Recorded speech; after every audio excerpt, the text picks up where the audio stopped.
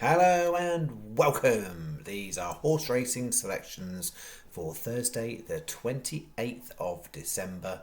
I am Flat Cap Callum and I'm hoping you are all very, very well. Alright, back on the nighttime vid. We've got Thursday's plan. Yeah, it's Thursday's plan. Every day this week, I'm not right on the day of the week, am I? Thursday's plan. We've got to do the review of Wednesday, which wasn't good, and I said I was going to do the tips to league stuff, and I've just not quite got there in everything I was doing today. So tips to league stuff will be on tomorrow night's video. So Thursday night video, we'll have the tips to league update heading into the final weekend of the year. And then was there something else I was going to talk about? Yeah, I was going to talk about channel regular horses. There's been a few comments, and Shosman put a really interesting comment up, which I thought I would expand into an additional topic. So I will go to that at the end of the video. For those, we'll leave the chitter chatter and the blabbing on and all that stuff. Leave that to the end. That'd be grand. And I thought it probably useful as well. Just before I quite dive into the video. I'm conscious because it's Christmas week.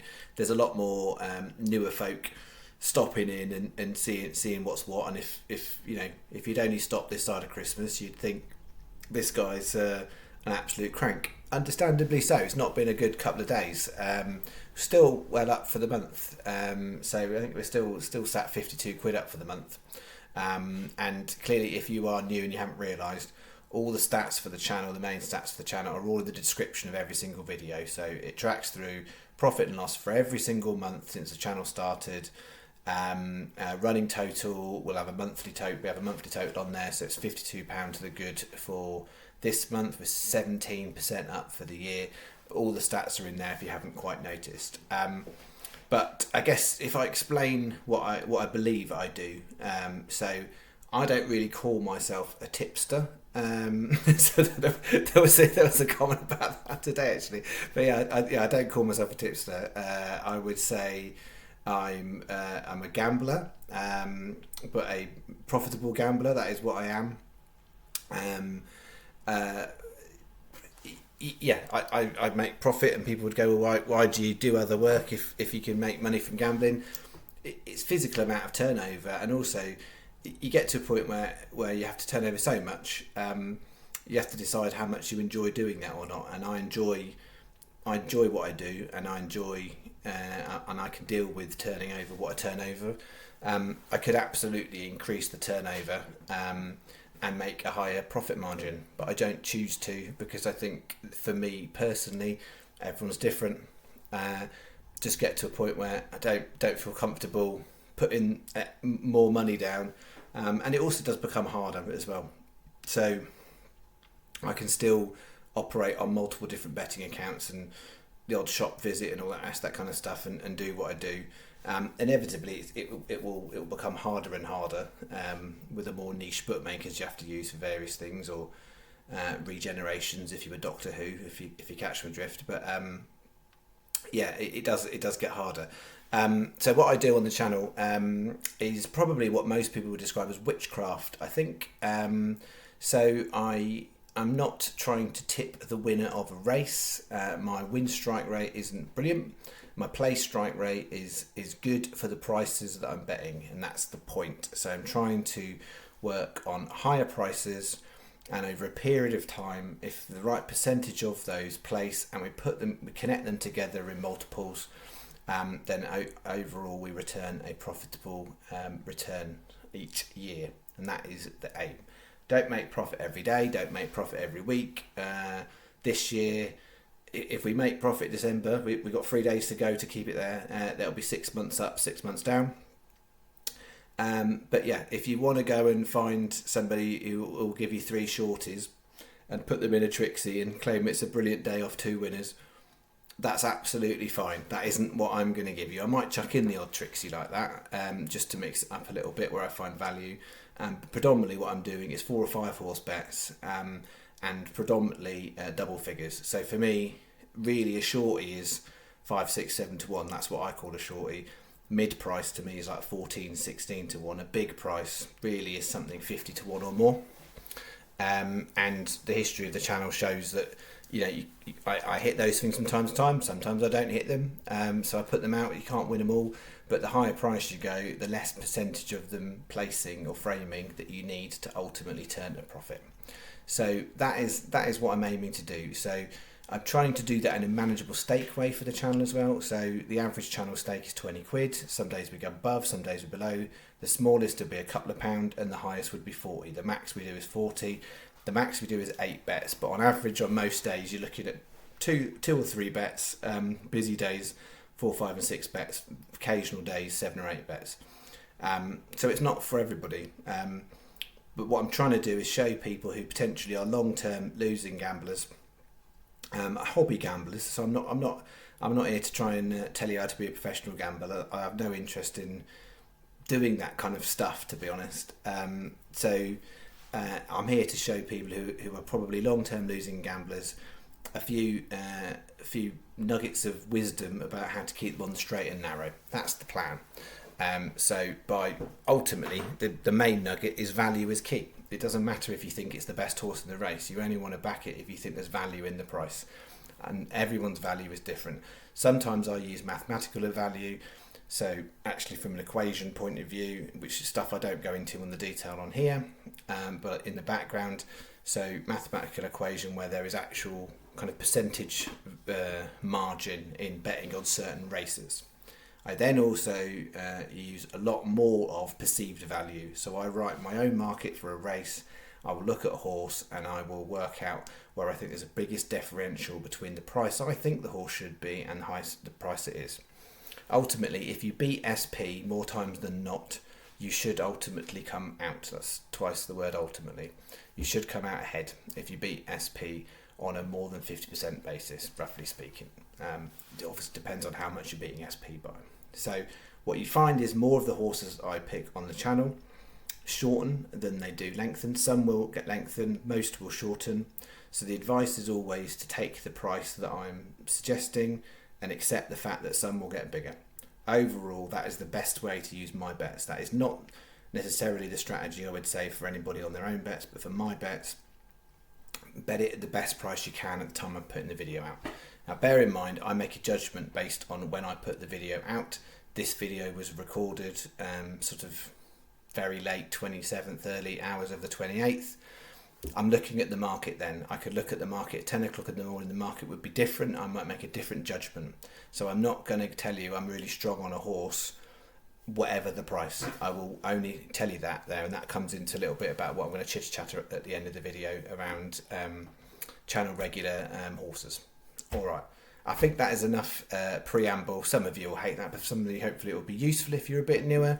But yeah, everything is done in an honest and transparent way. So if we win, I'll tell you we win. If we lose, tell you we lose. If we win massive, I don't get streamers and balloons out. I just tell you just to be careful, to manage your money and to not reinvest it sillily, and that's what I would advise you. If you lose, I'll give you the context of where we are. So the whole point here is you're trying to keep steady. Overall, we're trying to go like this, we're trying to go up gradually, but we have lots of troughs, and some of those troughs can be very, very big. So you never advisable to just suddenly jump up your stakes after a good way. Likewise, if you're having a bad run, I wouldn't advise cutting the stakes unless you're doing that because you can't afford to. From a channel perspective, if you think about it like this, we built up money over time. Personally, I'm never having to risk money. I put all these bets on like real life. They're not necessarily indicative of the stakes I use for real life, but I put all these bets on for the channel specifically. I'll pick a bookmaker to put them on with so I can track it. It helps me from a profit and loss point of view. I've lost my train of thought there. But yes, basically what I'm saying is that I'm betting with credit that is already in a betting account. I'm never ever I'm trying to think now. Other than setting up a couple of new betting accounts this last few months, I haven't put any money in a betting account because I don't have to, because I put in a certain amount of money for a deposit point of view and then build it up over a period of time, and I'm constantly running multiple betting accounts. If all you do is just plug on one betting account, eventually you'll get restricted much quicker. If you spread it around and you do things, different bookmakers, different days, it does help slow your risk of restriction. Ultimately, you always get restricted. If you've made a profit or you're betting in a similar pattern way, you're betting with value. What I try and do is I mask value on here because I'm using perceived value as well as mathematical value. If all you did is use mathematical edge value, and if that's all I did, I would believe the margin would be lower from what I'm doing, but also you would get restricted quicker. Because I'm using perceived value, the bookmakers won't always perceive that as value because there will be horses that lengthen, there will be mathematically unviable races. So from that perspective, it does help. All right, I've been chuntering on. Oh no, I'm going to get loads of letters, aren't I? It's PO Box, Flat Cap Callum. Sorry, I chunter. And yes, that's the address. All right, what do we have? Wednesday. I get so much abuse off this video. Wednesday. We didn't have a good day. Come on, Nia. I did say that was really a 5th, 6th place market, and it was a right drifter towards the end of the race. You could have got 500s in places on the outright market. I think it was a couple of 100 to 1 in the end, and it ran a gallant enough race. They did try with it, and it finished 6th. So if you took the advice and did the 5th, 6th place market, you'd have got a nice return off that. From a channel perspective, we got nothing. Only the Bold struggled as most horses did in the Welsh National. Fakir Dylan lost that horse early doors. Duke Otto no good, and Balmy Breeze came really fast at the end. I thought that was there for 3rd, but no, it was 5th. So nothing on bet 1. So we had a couple of close ones. Wowhan I think faded to 6th. We needed 4th. Friends and Commerce did place 4th.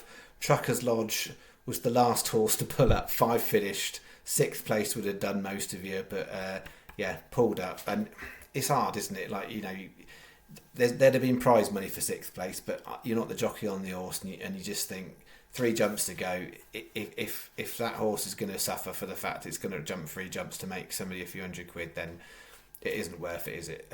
But yeah, it is a little bit frustrating. It was 6th place. We're paying out 6th place, but we didn't finish the race, and it was the last horse to pull up. Truant came really fast at the end and was 2nd, and Little Wade was a bit disappointing. So we only ended up having a place single on that, and we had a double in the Canadian Friends of Commerce and Truant. But yeah, not far away and could have been there. So it wasn't a million miles away, I wouldn't have said. But that is two bad days we've had. Because, yeah, we got Zippo back on that and then only 1 back on that. So nothing back on bet 3. And was there a bet 4? I can't remember. Was there a bet 4? No, there wasn't a bet 4. So what was it? It was 24.50 on. I want to say I think it was 377 back. That's what's in my head. 371, 377, £3 something. It's in the description of the video. The accurate stuff's in the description of the video. Wasn't a good day for the week. We're sat on a £36 deficit from 2 days with 3 to go. I say 3 because I've got these bets for Thursday. I'm doing a vid for Fridays and a vid for Saturdays, and I'm not planning to do a New Year's Eve racing video. It doesn't look like it's going to be good enough on there. So we've got three days of the channel year to go. Clearly we've made a profit for the year for the channel. Hooray, that's lovely. We'd like to add to it rather than have three pants days. Last year, the last week of December did tail off, I remember. It tailed off somewhat chronic, and then I think on the very last day I think we had a winner of the first and a winner of the last and a load of dross in between, but there we go. Alright, let's get on to Thursdays. I do know what's going on, honestly. Like I've put the right effort in the horses. Someday just the dates and stuff don't seem to work for me. Horse data I'm alright with. So for Thursday, we've got a Canadian and we've got 2 split leg Yankees and we've got a combination double. That's what we've got. And it's 11 races, 15 horses. It's same stake as Wednesday, 24.50. So it's a bit above, so it's like stake and almost a quarter. But we've got more races and more horses with that same money because we've got some smaller prices. Not necessarily starting some of these, but here we go. 12.40 Leopardstown. I've gone for 2 in that race. It's a very, very big field, so I haven't put it in the combo double. But I've gone two at a price. So my second choice is Penny Jar. Lots of interesting things I like about the horse. One thing to note is last time out that horse, It ran. It was what was it in a 15 runner handicap? Slightly better standard than this one, and it went off 10-1, and it fell at the second fence. So it didn't do anything wrong. It just fell at the second fence. But here it is 40-1 off the same handicap mark, and 66-1 if you were betting it with 365. So that isn't the only reason I backed it, but I think it's quite an interesting point. On its last run, it was rated a 10-1 shot, and now it's been rated a 40-1 shot on average, but 66 is with 365. So Penny Jar's the second choice in that race. The 140 Catterick, it's a little bit of a cliff horse, this Dakota Moret. If you've been following the channel for the whole time, there's a number of times I've picked it, and it's still not got close. But I haven't lost faith that horse will pop up. So it is in again. Dakota Moret could be the end of me, but we'll have that in 28s. I say that at most of these prices, 365 I'll stand out night before. They're particularly good. Some days you get it and they're really good the night before, and some days they're short. Tonight they're good. 205 Limerick, Ilatent Tomps. I think that's a top 2 horse in that race. I think it's the second best on ratings. So it's only a 5 runner, and I'm hoping there's not going to be a non-runner in there. But yeah, I think it's second best. So it doesn't mean it can't win. I just think on ratings it's second best. 225 Leopardstown, Conflated. I think there's mileage in that. I don't think it should be double figures. Whether or not it's, from a favourites point of view, I think Galopin de Champs. I think it is the right horse. I as in terms of the right favourite.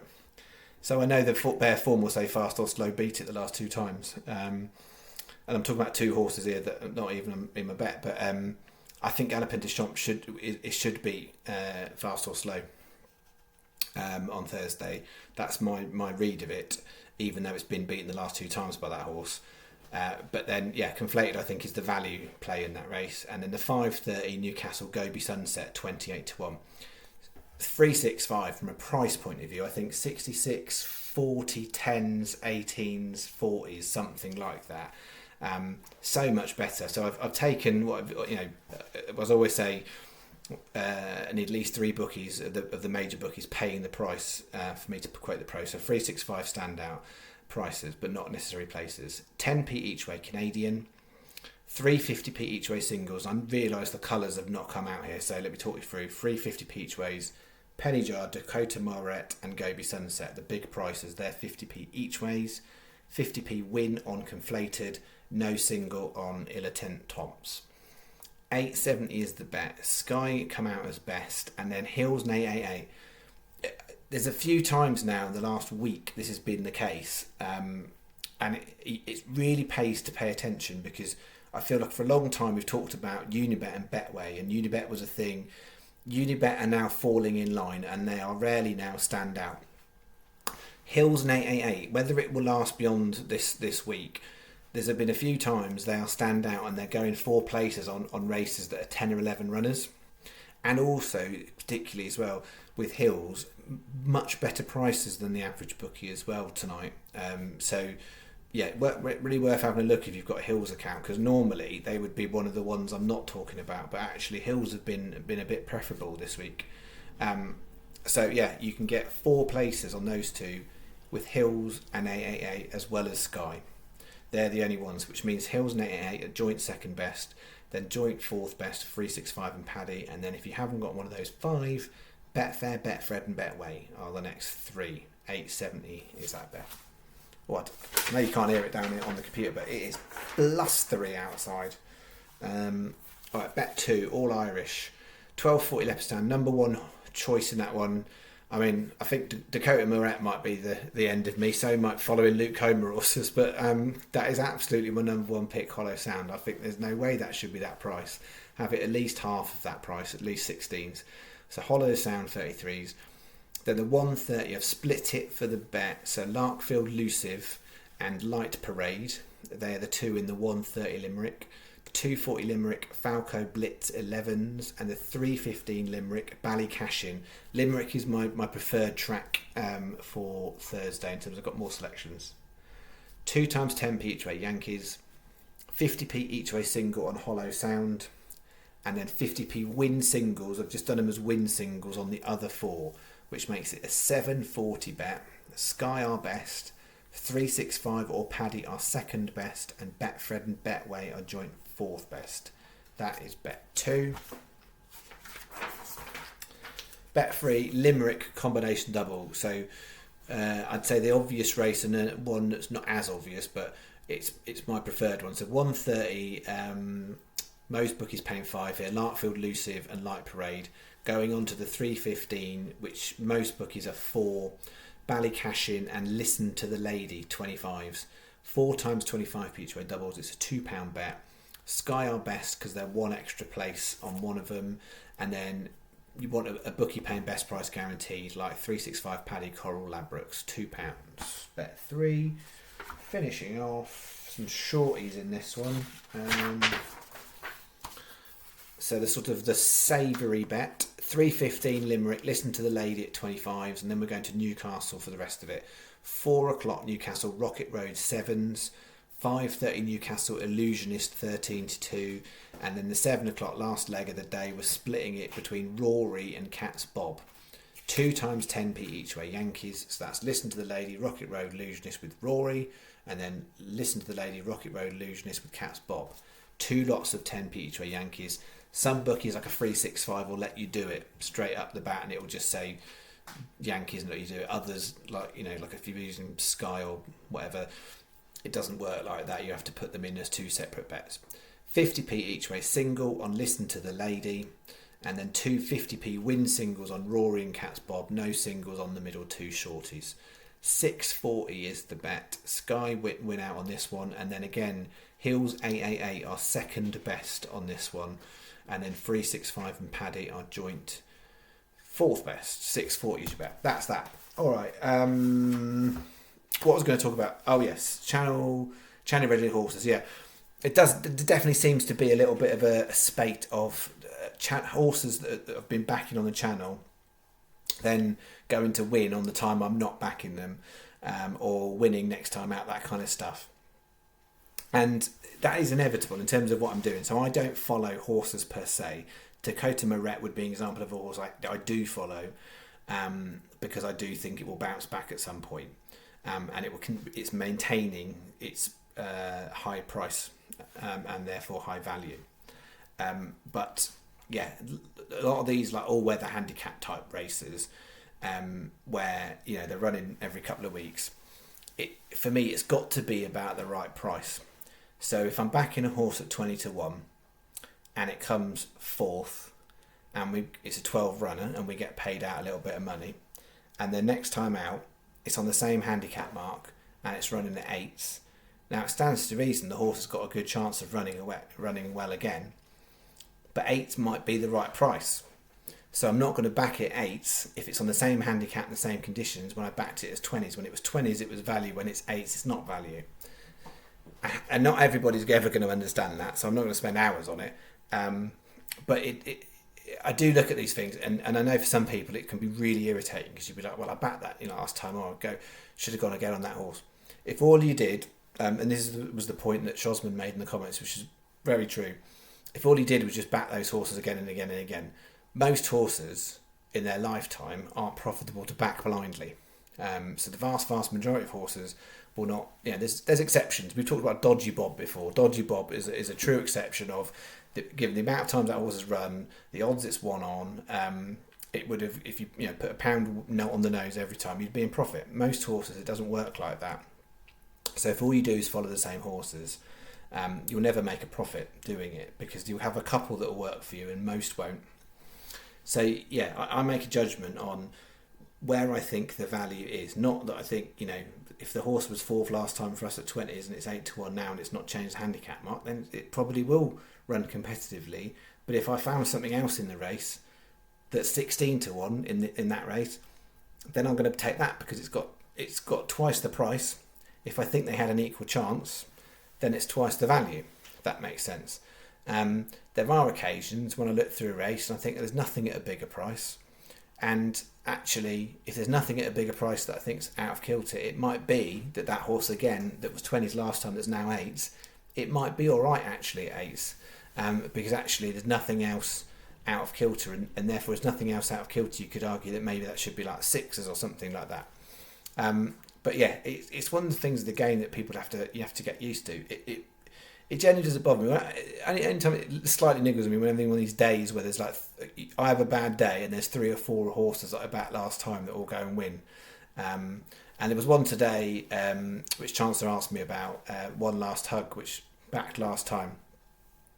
I can't remember the price of it when I looked through the race, but for the one it won today at 16 to 1, it was a nice price today. It was overpriced. I would 100% it would say it was overpriced at 16. I can't remember what the price was when I went through that race. I don't remember it being 16s, but it could well have been. But for me, it had one big negative because it never gone to Wolverhampton. It put me off, and rightly or wrongly, that was the main thing that put me off that horse. Because it'd never been to Wolverhampton, and also I'm being very, very cautious at Wolverhampton because I know my strike rate can be a bit dodge, and we had 2 at Wolverhampton tonight and they weren't any good. Well, one was actually very close, but so I'm cautious at Wolverhampton, and the horse had never been to Wolverhampton. It put me off, but I would have said 16 to 1 is a good price for that horse, and clearly it won, so that was obviously a very nice price for the horse. So I'm hoping that makes sense. But yeah, I don't just follow the horses blindly. I've got to read the market and read the race, read the whole race, and make a judgment on it. And actually, I'll only take the horse if I think it represents value. So I may well believe it's got a good chance of framing, but if I think the price is fair, then the price is fair. Because what that means is, so that's in that example of the 8 to 1 shot, then I'm saying 1 in 8 times that horse probably will come out ahead. I would think that probably would be about right, and from a place point of view, you'd have to. So you're getting like 1.6 from a place point of view. So is that horse going to finish like 2 times out of 3? Is it going to finish placing in that sort of race? I would think. Yeah. Well, I guess what I'm saying is it's just over 50% of the time. And without giving you a specific example of a race, then yeah, just over 50% of the time it would place is probably about fair for the race. If it finished 4th last time, it hasn't changed the handicap mark. If you're on a similar conditions, then just a smidge over 50% chance of framing is probably about right. Hopefully, that little interlude-y rambliness makes a bit of sense. All right.